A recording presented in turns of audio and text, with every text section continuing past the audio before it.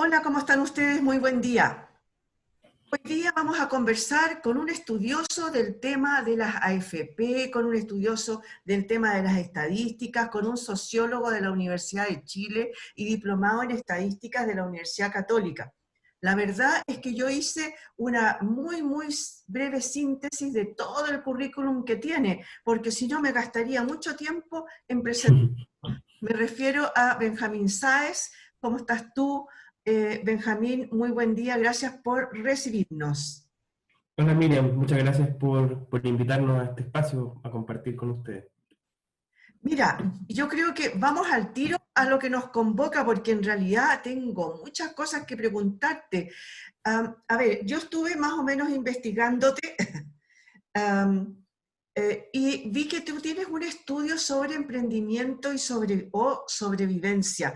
¿De qué se trata? Sí, La idea es que las personas que están hoy día jubiladas tienen un sueldo por mínimo, por bajo el sueldo mínimo real. ¿Qué pasa con este estudio de emprendimiento? sí, bueno, este estudio ¿Mm? surge frente a la inquietud, ¿cierto?, de que muchas veces se plantea el emprendimiento como una alternativa de generación de ingresos, también de movilidad social, ¿cierto? Sin embargo, cuando observamos cuáles son las condiciones en las que se desenvuelven estos microemprendimientos, vemos que muchas veces hay justamente elementos de informalidad, muchas veces también labores que se desempeñan en la calle, ¿cierto? O sin un registro adecuado. Hoy día hay aproximadamente 2 millones de personas que están en una empresa, en un microemprendimiento, en una microempresa, de las cuales el 80% trabaja por su propia cuenta. Y el otro grupo, ¿cierto?, que emplea personas, en su mayoría, ¿cierto?, estamos hablando de empresas que emplean no más allá de 10 trabajadores, trabajadoras. Entonces son empresas muy pequeñas que tienen una facturación máxima de 2.400 UF al año, y por lo tanto son empresas que hoy día, en su gran mayoría, se desenvuelven en un contexto de informalidad. De acuerdo a la definición que utiliza el Instituto Nacional de Estadística, un Ujú. 53% de estas microempresas son informales y en su mayoría generan ingresos que son iguales o inferiores al salario mínimo. O sea, esto nos indica que son justamente microemprendimientos que son de subsistencia. Prácticamente el 57% de las microempresas informales no logran superar el salario mínimo como ingreso mensual. Y digamos, si uno toma el conjunto de estas microempresas informales, 8 de cada 10 no pueden superar los 576.000 pesos como ganancia al mes. ¿Cuál es el gran problema? Que muchas de estas empresas no pueden diferenciar los gastos e ingresos del hogar de los gastos e ingresos de la empresa. Entonces, por ejemplo, en ocasiones se tienen que sacar recursos del hogar para poder solventar la empresa y viceversa.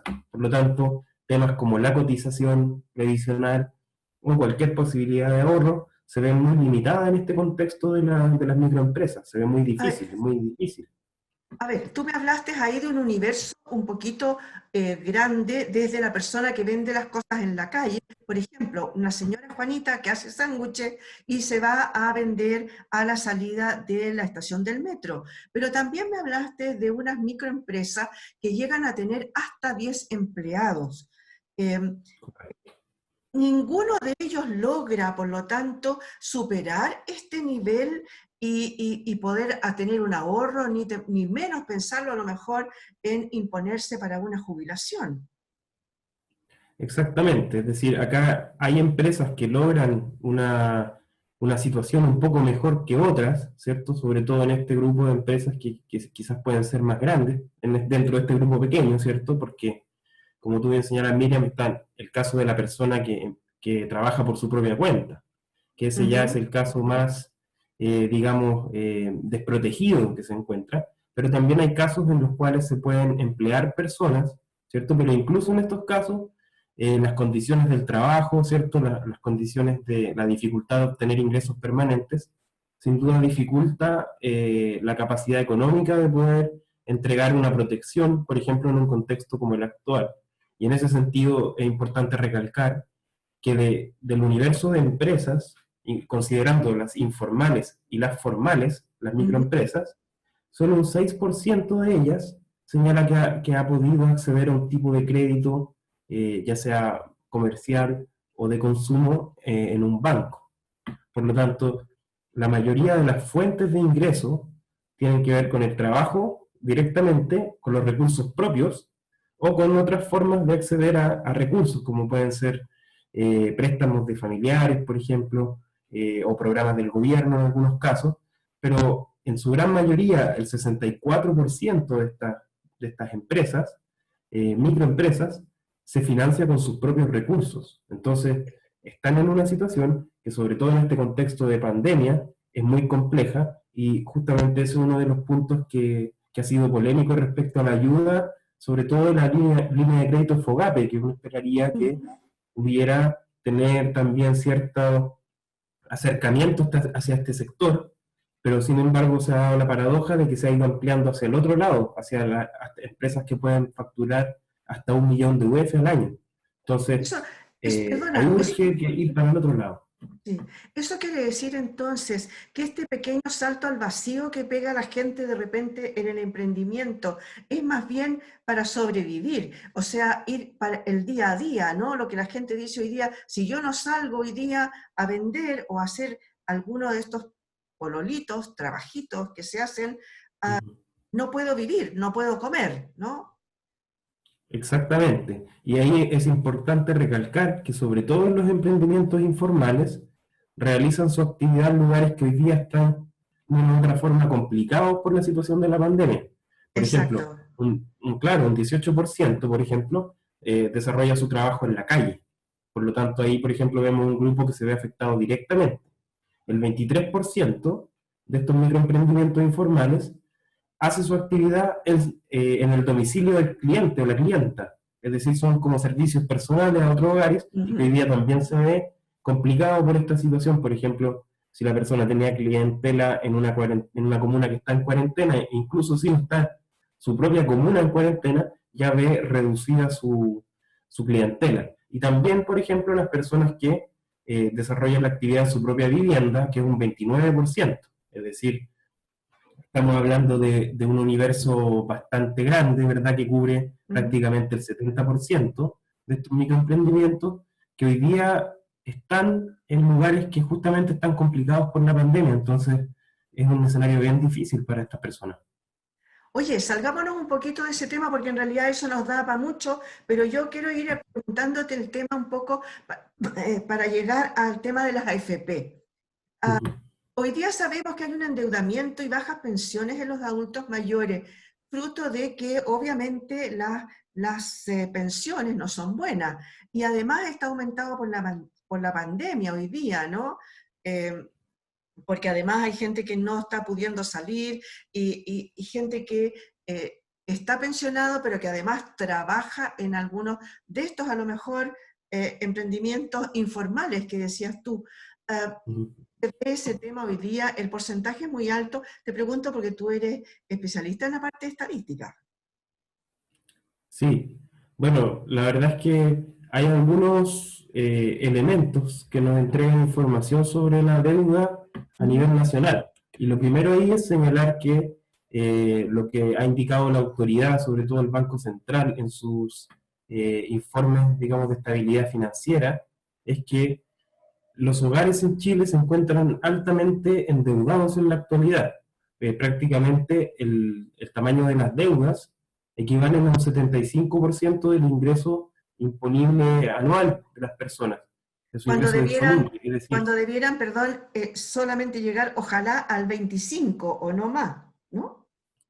claro, en este caso además se da otro elemento, y es que el costo del servicio de la deuda es muy caro, porque es, digamos, no es lo mismo, ¿cierto?, endeudarse eh, con cierto tipo de solidez financiera, ¿cierto?, que Ujú. endeudarse, por ejemplo, teniendo bajos salarios y teniendo alto riesgo de no pago. Generalmente se accede a formas de crédito que son más caras.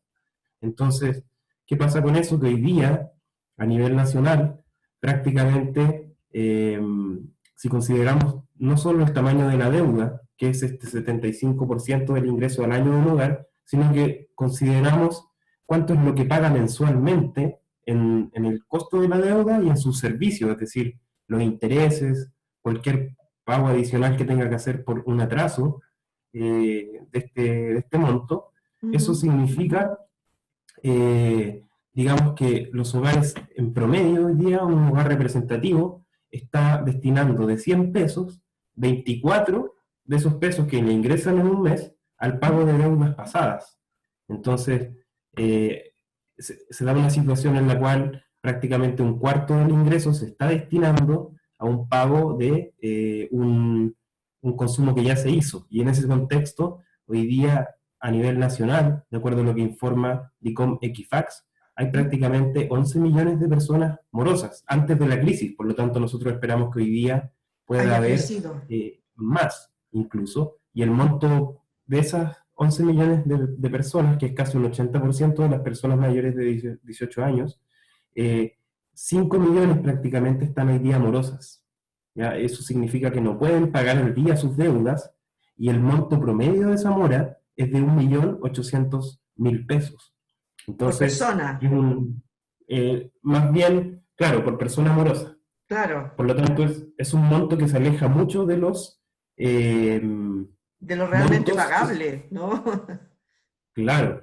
Y bueno, dentro de ese grupo, ¿cierto? Encontramos personas que son mayores de edad y que hoy día están con una mora importante. Por ejemplo, a marzo de este año, eh, de personas mayores de 60 años, ya Ujú. estamos hablando de más de 670.000 personas que están morosas, no solo endeudadas, sino que morosas y tienen más de 60 años. Eh, el monto promedio de la mora de este grupo de personas Ujú. ya está en torno al millón, supera el 1.700.000 pesos aproximadamente. Ya, o sea, Por lo algo tanto, casi, casi impagable en realidad y es una bola de nieve que va a ir creciendo cada vez más porque te van comiendo además los intereses por la mora, ¿no es cierto? absolutamente, ahí hay un tema rotativo en el cual a veces solo una deuda permite salir de una deuda previa, por lo tanto simplemente se van cambiando ciertos compromisos de deuda por otros compromisos de deuda, para ir Claro, consolidando, para ir ordenando, pero en lo el que, fondo es difícil escapar de ese circuito, sí, de ese bicicleteo, ¿no? claro, Oye, exactamente. hay una cosita que te quiero preguntar. A ver, la expectativa de vida hoy día los chilenos es bastante mayor de lo que era hace 30, 40 años. Versus la fuerza laboral que hay hoy día, ¿no? Eh, esos 3 millones y medio de personas que estamos sobre los 60 años, ¿hace viable un sistema de reparto? ¿Por qué te pregunto esto? Porque en forma romántica siempre se habla de no más FP y volvamos al sistema anterior. ¿Es viable hoy día? Sí, sí, desde nuestro punto de vista es muy viable y es lo que observamos en la mayoría de los países del mundo en la actualidad. Eh, Y no perdona, en ¿y no un ese- sistema mixto? ¿Y no un sistema mixto? lo que pasa es que los sistemas mixtos que han ido surgiendo en el último tiempo son en su mayoría sistemas que incorporan las lógicas de capitalización individual como un Ujú. complemento a las pensiones que ya entrega el sistema solidario. Sí, O los planes laborales que existen en algunos países, que los entregan las empresas. Entonces, desde ese punto de vista, esquemas como los de capitalización individual están orientados a personas de mayores ingresos que pueden complementar su pensión con un ahorro adicional. ujú, Ahora, lo que nosotros vemos en ese sentido es que son sistemas mixtos que no tienen una base de cuentas individuales, sino que tienen una base de reparto y el complemento es esta cuenta individual, que es lo correcto, que pasa en la mayoría de correcto. los países. En algunos Ya. incluso hay formas de reparto que incluso no tienen solidaridad interna, como el caso de Austria, Ujú. que mantiene un sistema de reparto con cuentas individuales en su interior, pero que sigue siendo en el grueso de la pensión que entrega un sistema de beneficios definido. Entonces eso es un elemento muy importante. Eh, Ya. y, y países, por ejemplo, que hoy día han pasado por o que tienen una edad avanzada, como Japón, por ejemplo, son Ujú. países que mantienen sus esquemas de reparto, de hecho.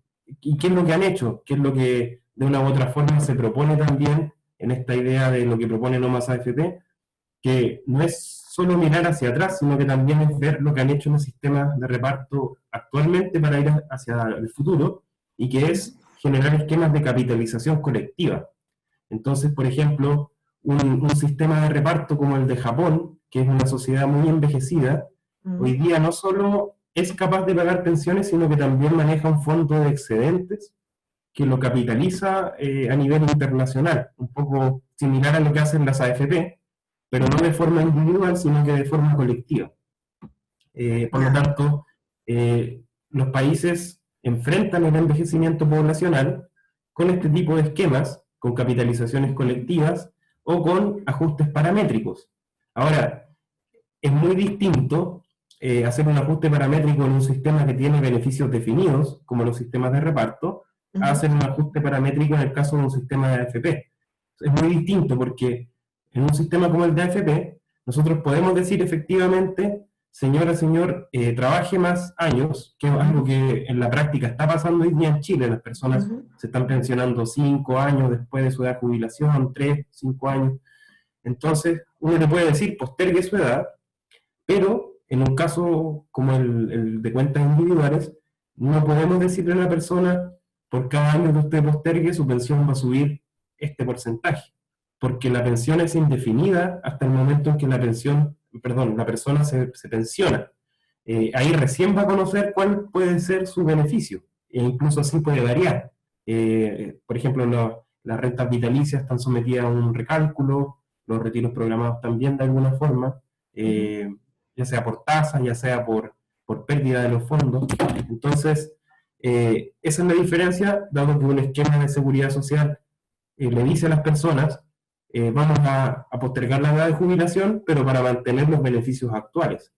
Esa es un poco la diferencia. Entonces, en Ya. un caso, se discute el tema de la edad, por ejemplo, se discuten los parámetros, pero por un beneficio conocido, y en el caso del esquema de capitalización individual, la diferencia es que no se sabe o no se puede asegurar que eso vaya a mejorar la pensión ni en qué porcentaje. Entonces hace una discusión muy difícil sobre cómo poder afrontar esto, porque prácticamente no se le puede garantizar a la persona que si hace esa acción va a mejorar su pensión. Ya. Entonces, para que se lograra ese sistema, ¿a qué vamos? ¿Cuáles serían las soluciones? ¿Aumentar la edad? ¿Aumentar el aporte? Porque en realidad en Chile el aporte para la AFP es muy bajo.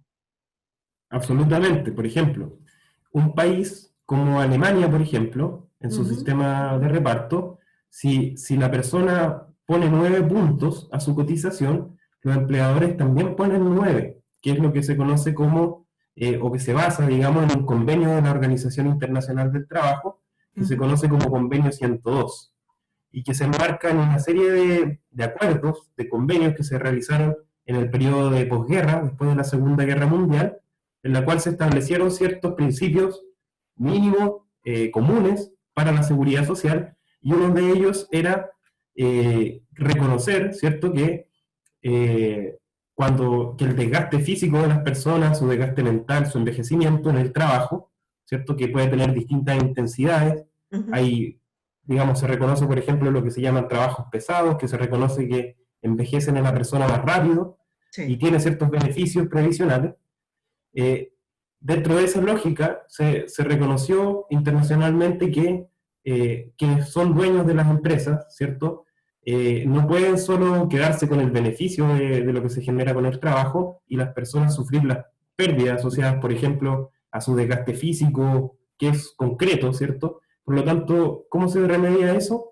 Con un aporte a la seguridad social, de forma tal que se reconoce que esa actividad económica que se está generando entre empleador y trabajador, trabajadora, de la cual uno se va a llevar la ganancia y el otro se va a llevar un salario, ¿cierto? Es una actividad que se construye en conjunto y que por lo tanto requiere, ¿cierto?, de ciertas normas, principios, mínimos, pisos, que reconozcan una cierta seguridad, porque a diferencia del empleador, que puede tener una tasa de ganancia que no tiene límite prácticamente en muchos casos, Ujú. el salario sí tiene un límite, y por lo tanto, al llegar a la vejez, ¿cierto?, hay que resolver de qué forma se puede garantizar un nivel de vida, si la persona ya no está en condiciones de trabajar. Entonces, la mayoría de los países del mundo que han dicho, bueno, reconozcamos que cuando las personas ya no pueden hacer una función laboral, Ujú. ¿cierto? Eh, Reconozcámosle un piso mínimo, un derecho garantizado a un cierto nivel de vida o monto. Y eso es, por ejemplo, cosas que no existen actualmente en el caso de Chile, por ejemplo, una pensión universal básica, que uno diga, independiente de que la persona no se puede incorporar al mundo laboral, por ejemplo, pensemos en las mujeres, Ujú.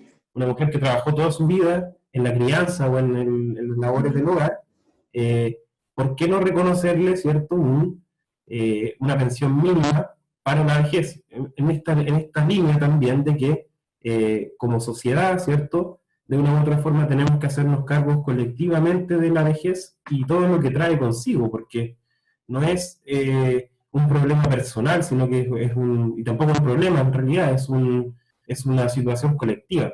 Entonces, por eso que es importante, por ejemplo, para lo que se piense de aquí en adelante. Por ejemplo, el presidente hoy día habla de cirugía mayor al sistema, y en toda esa discusión va a ser importante traer este tema de nuevo sobre la mesa, es decir, cuál es el aporte que están haciendo las empresas hoy día a Ujú.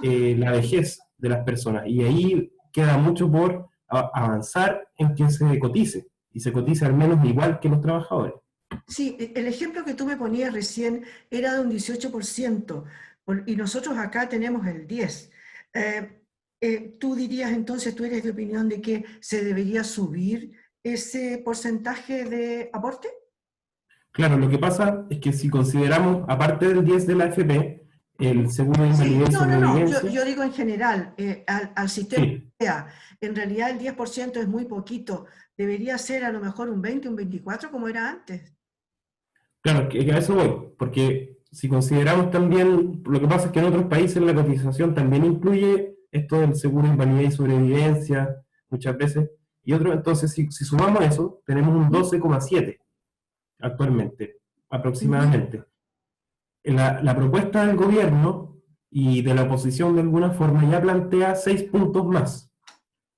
O Sí, sea, ya estaríamos cercanos a los 18 puntos, un poco por sí, sobre. sí. Y en ese contexto, el promedio de cotización que tiene la OCDE, por ejemplo, es 18. Entonces, acá hay un tema. Por un lado, es verdad que baja la cotización actualmente en función de poder sustentar el sistema hacia el futuro, pero Ujú. el tema es eh, que no solo se puede subir, sino que también es importante qué se hace con esa cotización. Y por lo tanto, en un sistema de cuentas individuales, el problema es que uno puede subir mucho la cotización y eso no va a garantizar necesariamente buenas pensiones. Y ahí es importante incorporar otro elemento en la discusión, que es la rentabilidad. Y eso tiene que ver Perfecto. con que los resultados actuales del sistema se lograron con rentabilidades del 8% aproximadamente, históricas, desde el año Ujú. 81 en adelante, pero Ujú. si miramos por décadas, esa rentabilidad ha venido cayendo. Entonces, si en los 80 fue un 12, ya en los 90 está prácticamente en el 9,7, un poquito ahí. Después en los 2000, 5,8 aproximadamente. La última década ha sido 4,7 aproximadamente. Y según lo que dice, por ejemplo, el proyecto del gobierno de reforma, por cada punto menos de rentabilidad, la persona puede esperar entre un 20, un 18% menos de pensión. Entonces, Sí. ¿qué pasa con eso? Que, solo para cerrar la idea, que nosotros hoy día los resultados que vemos se han logrado con rentabilidades históricas, y lo que vemos para adelante es que van a venir rentabilidades que pueden ser la mitad o menos. Entonces, ¿qué pasa con eso? Que si subimos hoy 6 puntos en la cotización, recién lo vamos a hacer para que no caigan las pensiones respecto a su nivel actual en los próximos 20 o 30 años, pero no van a permitir subir las pensiones, que es la discusión de hoy. Y por eso es importante no solo qué porcentaje, sino que también en qué lógica vamos a usar ese porcentaje. Entonces, solo para cerrar la idea, si es un porcentaje alto, pero que se mantiene en la cuenta individual, probablemente va a generar dificultades y puede generar, por ejemplo, estímulos para la evasión de las cotizaciones, que era un problema que tenía el sistema antiguo, que Sí, tenía cotizaciones altas y por lo mismo empleadores y trabajadores y trabajadoras tenían un incentivo para evadir el pago de las cotizaciones. sí. ¿Tú eres de opinión de subir la edad de jubilación? Eh, en un esquema de cuentas individuales es problemático subir la edad de jubilación. Pero hoy En día un se esquema sube. De hecho, la gente se está jubilando cada vez más con más edad. No, las mujeres no a los 60 ni a los 65 los varones. Muchos de ellos continúan. claro, pero por un tema de necesidad más Sí, que claro. o bueno, hay casos y casos, Perdón, pero sí, sí, por el hay nivel de casos, las porque pensiones, hay mucha gente que dice, a ver, yo me voy a mandar a la casa hoy día cuando tengo 60 años, cuando creo que tengo 50 y me veo como de 40. O sea, es sí, complejo, ¿no? No. claro, el punto importante ahí es que no exista una obligatoriedad, por ejemplo. Y O sea, tú que no eres de opinión de que se alargue esto. lo que pasa es que si hoy día le alargamos a las personas, por ejemplo, 3 años o ¿Mm? 4 años, eso no va a subir sustancialmente sus pensiones. Por lo tanto, desde ese punto de vista, eh, no es una solución que vaya a mejorar la pensión, más bien le va a permitir a la persona contar con un salario por más tiempo, y por lo tanto Claro, su nivel de vida no va a bajar, etcétera, pero exacto. no va a mejorar la pensión, que esa es un poco la discusión. Entonces, desde el punto de vista de la mejora de la pensión, si esa edad de jubilación más tardía, por ejemplo, permitiera Ujú, pagar beneficios o mantener los beneficios que existen, sería ujú, otra conversación, que es la claro. conversación que tienen los sistemas de reparto, que dicen, bueno, estamos envejeciendo muy rápido, nuestros ingresos están siendo muy bajos en relación al gasto que implica este sistema, entonces vamos a tener que empezar a jubilarnos más tarde para pasar más tiempo aportando y menos Ujú, tiempo recibiendo los beneficios. Y en ese sí, contexto uno puede decir, ok, eh, cambiamos la edad de jubilación a 67 años, por ejemplo, o ujú, a, qué sé yo, pero se sabe a ciencia cierta cuál va a ser el beneficio de eso. Y esa es la dificultad de subir la edad de jubilación en un sistema como el de cuentas individuales, que si yo le digo hoy día a las personas, ustedes se van a pensionar a los 67, yo no le voy a poder garantizar que eso le va a mejorar el beneficio, incluso puede hasta ir disminuyendo su pensión. dale. Oye, una pregunta. Por estos días ha surgido mucho, varios temas de las AFP por el tema del 10%.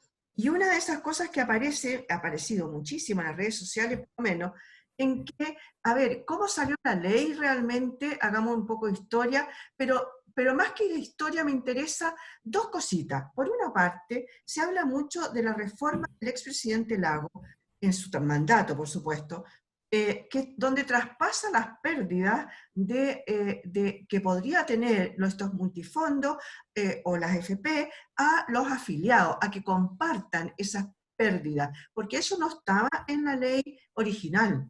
¿Es verdad o no? Sí, la verdad es que sobre ese punto hay algo de desinformación al respecto, A ver. debido a que en realidad, sí, debido a que en realidad nunca ha existido una garantía de no pérdida de los fondos. Estos fondos siempre han podido estar de alguna forma sometidos a pérdida. Entonces, esa interpretación que la ha desarrollado bastante Felices y Forrados, por ejemplo, y otras Ujú, organizaciones de ese tipo, empresas, ujú, eh, de alguna forma plantea que antes existía una rentabilidad garantizada para los fondos y mínima, digamos, que no se podían ujú. perder sobre más allá de un cierto punto. Con Sin cierto embargo, piso. eso, exacto, sin embargo, eso no es efectivo. Lo que existe en términos de garantías y que sigue existiendo de alguna forma, y me parece que lo que ellos plantean tiene que ver con eso, es que existen criterios para poder activar una compensación en caso de pérdidas por parte de la AFP. en el fondo no es cualquier pérdida la que la AFP me va a compensar, sino que tiene que ser una pérdida demostrada de alguna forma, porque las AFP invierten casi todas muy similar, casi todas invierten muy parecido. Por lo tanto, si, por ejemplo, yo estoy en un fondo E en Cuprum, o estoy en un fondo E en Provida, por ejemplo, es muy probable que donde se invierte mi dinero son destinos de inversión similar. Ahora, ¿qué es lo que pasa? Para yo poder exigir que la AFP se haga cargo de mi pérdida, tengo que demostrar que la AFP invirtió peor que las otras AFP mi multifondo, de alguna manera. Entonces Ya, tengo que demostrar que hubo pérdidas y que la AFP me perjudicó en mi fondo por la forma en que administró mi dinero. Y para eso tiene que haber una diferencia importante entre lo que están obteniendo las otras administradoras y lo que obtiene mi administradora. Y como en general la AFP invierte muy parecido, es muy difícil que yo pueda cobrar ese tipo de compensación por pérdida, porque pierden juntas, pierden muy alineadas y ganan claro, muy alineadas. pero lo que se está diciendo en realidad es que esa pérdida se traspasa al público, en buenas cuentas, al afiliado, y que antes no se hacía y la asumía la FP. Claro, eso no es real. Ya, En el fondo, las perfecto. pérdidas de los fondos siempre han sido, los fondos siempre han Traspasables. podido perder. Ya. Y por otro lado, aquello de la creación de los multifondos con una sociedad que es muy poco informada y que hay además un muy poco incentivo al ahorro. ¿Era una medida como para hacerla en ese momento, el jugar a tener 4 o 5 posibilidades y decir, a ver, voy a meter mi plata aquí y allá?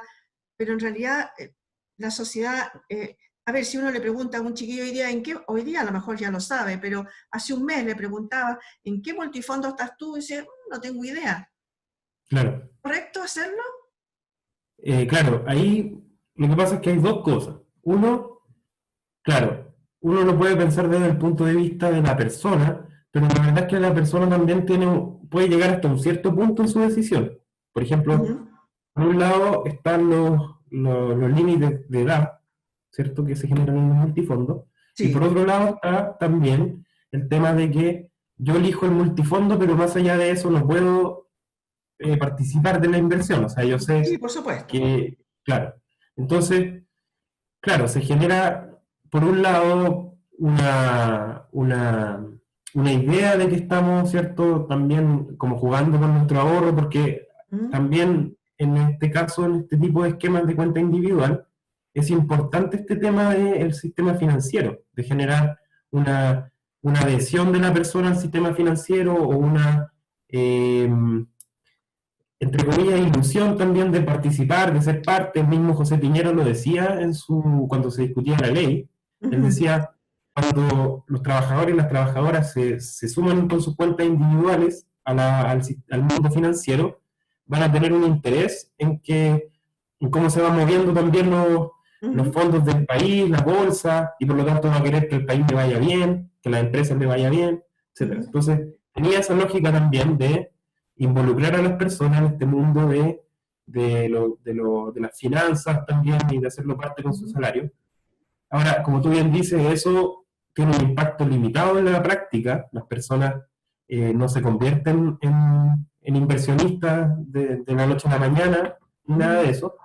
Y además, eh, está la otra parte de esto, que es la lógica del sistema mismo y de las inversiones, de los grupos de inversionistas, que ellos y ellas les conviene desde el punto de vista de cómo funciona el sistema financiero. Es coherente porque les permite, por ejemplo, agrupar tipos de carteras de inversión por nivel de riesgo, por ejemplo. Ujú. Entonces, mi impresión es que este sistema de multifondos, si bien tiene este componente como para ser atractivo para las personas, su principal atractivo tiene que ver con cómo manejan las instituciones financieras las inversiones, porque lo que permite es justamente abrir portafolios de mayor riesgo que antes no existían en las opciones de inversión de las AFP, que es un poco lo que también se ha discutido con esta idea de que se puede ampliar hasta un 20% la compra de activos alternativos que se llaman, que son activos financieros que generalmente están cerrados para inversionistas institucionales como los fondos de pensión,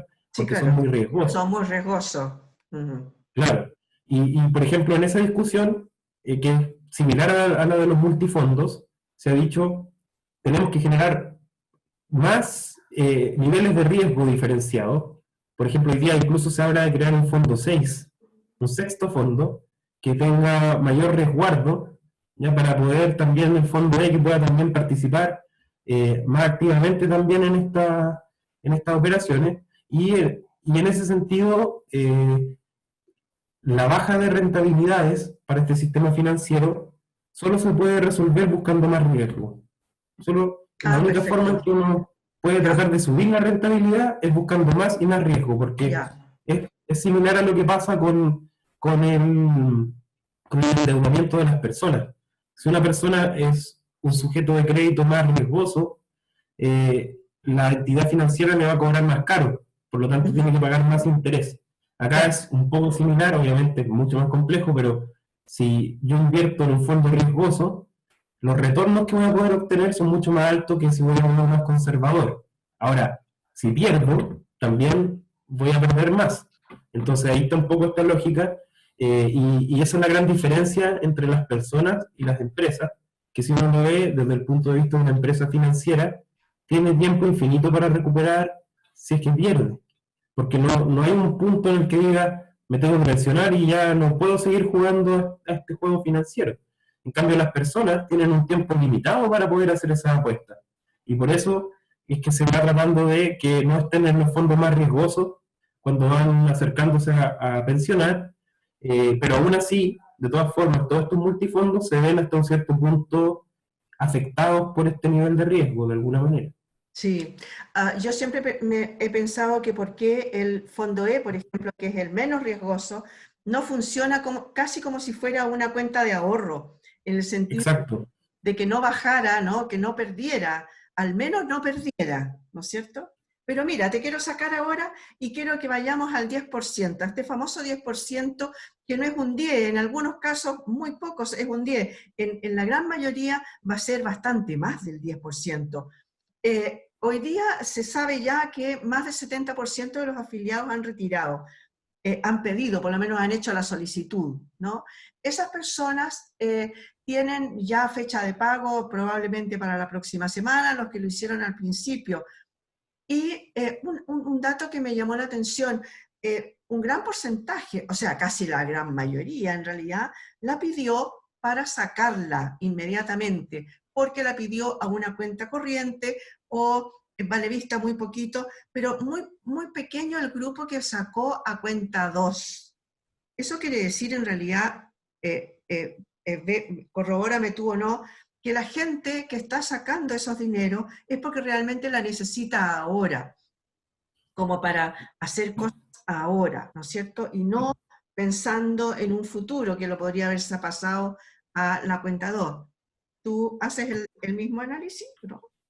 Sí, sí, sin lugar a dudas, justamente la forma en que se ha dado el retiro ¿Mm? muestra justamente que muchas personas lo van a utilizar para gasto corriente o pago de deudas pasadas. Ujú. Por lo tanto, va a ser un dinero y por eso, por ejemplo, salió un estudio de Scotiabank ¿Mm? que decía que incluso el retiro puede amortiguar la proyección de decrecimiento que había para este año, que estaba Sí. proyectado en menos 7,5 y que, de acuerdo a lo que plantea Scotiabank, podría bajar hasta en 5 puntos esa proyección, o sea, de esos menos 7,5 podría llegar a un 3 o algo Ahí así. yo, ahí yo tengo una consulta, pero si esas lucas se van, bueno, a ver si se van a ir a una compra, por ejemplo, compra de supermercado, qué sé yo, que seguramente va a reactivar, ¿no? Un poco esa economía.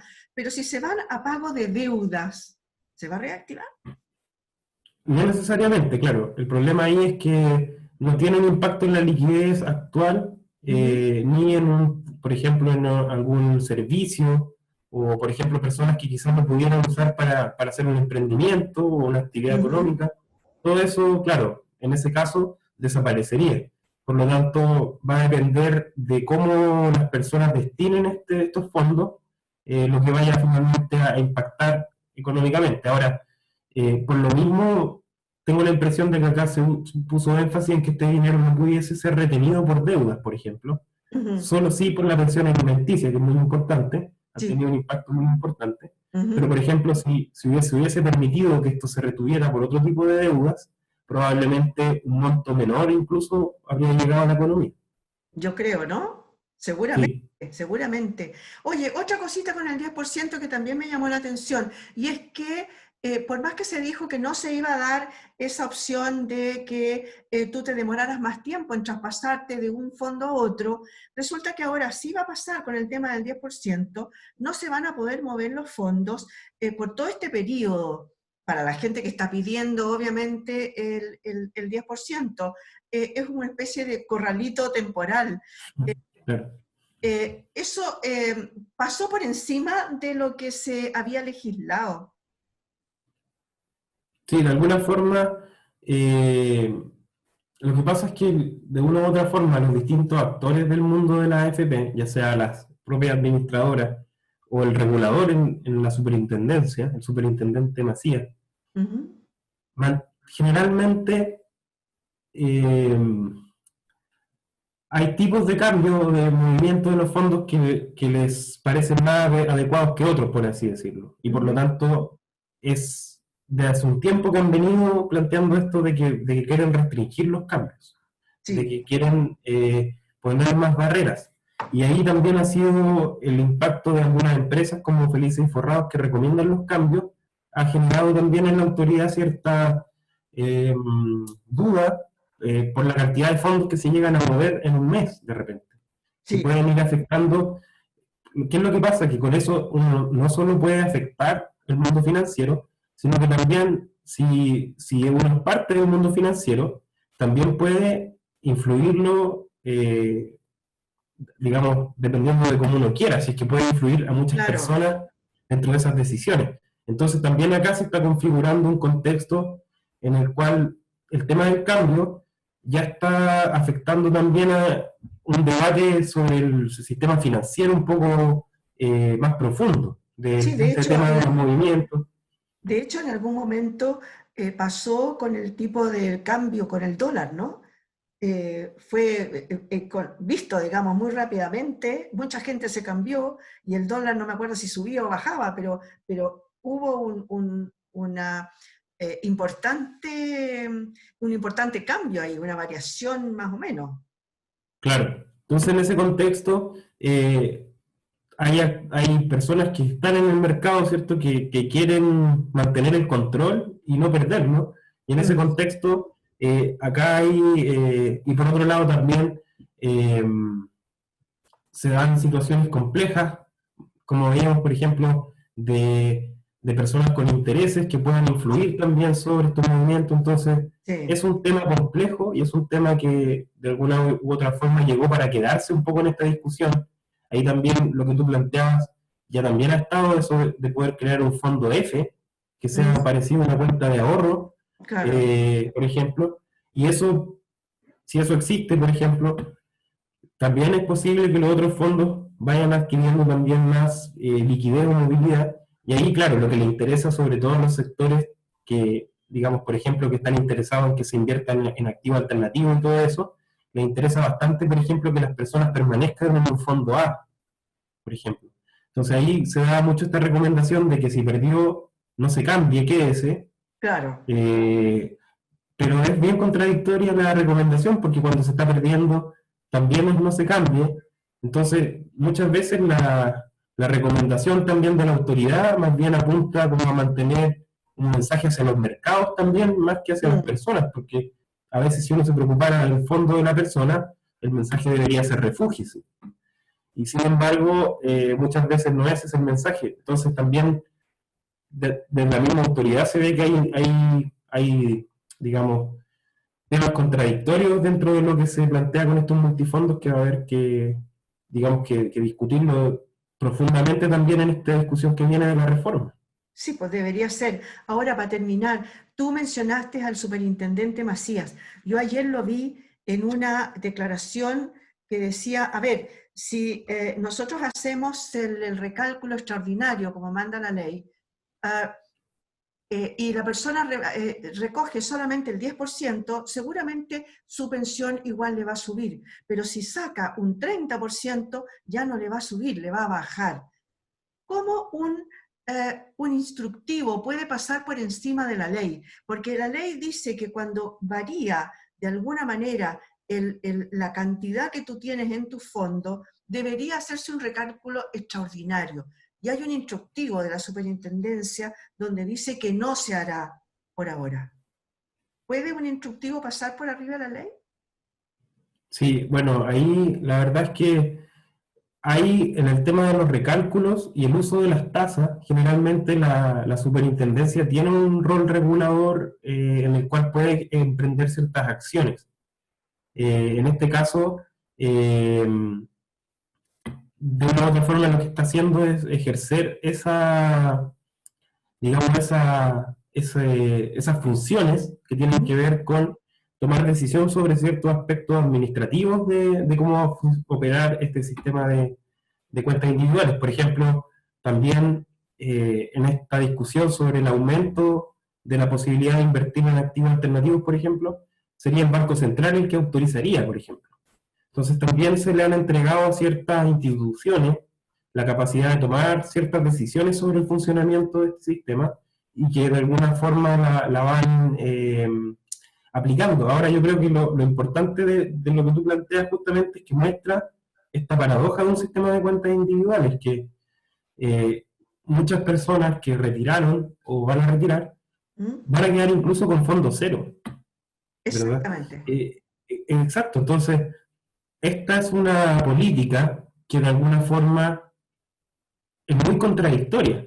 Eso no lo podemos olvidar, porque por un lado va a entregar un alivio inmediato a muchas personas, tuvo mucho apoyo popular, pero al mismo tiempo es una política que surge de la necesidad y de la falta de otro tipo de políticas, que pueden ser servicios sociales más garantizados o transferencias directas frente a la crisis. Entonces, como no ha existido eso, finalmente se paga de alguna forma esta crisis con fondos de los trabajadores, de las trabajadoras, y eso sin duda que no es un mecanismo ideal, y eso se puede observar justamente con lo que está pasando. Hay personas que van a quedar con fondo cero, hay personas que, como tú dices, si se les recalculara, debería bajar un poco su pensión. Pero a Ahí otra va a le depender subiría, de... pero a otra le subiría, ¿Cómo? pero a otra le Claro, subiría. Refiriéndome a los claro, pensionados, obviamente. claro, va a depender justamente de A ver, perdona, la situación de cada quien. a lo mejor deberíamos explicar que subiría porque la tasa hoy día subió al 4 y algo, cosa que hacía mucho rato que no pasaba, ¿no? Porque estábamos en el Ujú. 4 y algo. Y por lo tanto debiera subirle a un recálculo, ¿no? Al hacer el recálculo. Pero mi pregunta es, Sí, ¿por qué no se había hecho? Por qué se pasó por encima de lo que estaba la ley? Tú me dices, la sí, superintendencia tiene esa facultad para hacer eso, con un mero instructivo ya está. exacto. Lo que pasa es que todo el tema del manejo de tasas tiene que ver con la potestad de la superintendencia. Ya. Ellos son los que manejan cuáles son las tasas técnicas del retiro programado y cómo se calcula. Por ejemplo, han habido cambios recientes también en la forma de cálculo de las tasas. ¿Y también cuándo Eh, se hace? claro, ahora, este último instructivo yo no lo he revisado. Dice que por ahora no, Eh, y que se hará solamente cuando le corresponda a la persona. O sea, si le corresponde, por ejemplo, en marzo, no se va a hacer el recálculo hasta marzo del 2021. Correcto. Sí, Eh, eso es algo pero en que ya realidad la está de ley, alguna forma. pero en realidad la ley dice que cuando te varíe la cantidad de fondos, ya sea porque tú agregaste una APB o porque por alguna razón X eso disminuyó, o se hace el recálculo Sí. automático. Ahora Eh, te entiendo, lo que pasa es que la ley no dice exactamente que cuando cambie la tasa te tienen que recalcular. Cada persona tiene una fecha de recálculo distinta. claro, pero tú puedes Por... pedir un recálculo extraordinario y eso es lo que ahora no se va a poder hacer. Ah, ok. Eso Ya. es. Eso entonces voy a revisar porque, como te digo, no he Dale. visto ese instructivo para saber exactamente cuáles son los argumentos para no permitir el extraordinario, porque, claro, si te tocaba en diciembre, normalmente no te iba a tocar ahora. Claro, claro. Claro. Por eso, bueno, dale, tú consultas y me cuentas después, ¿te parece? Ya te lo puedo poner en el WhatsApp.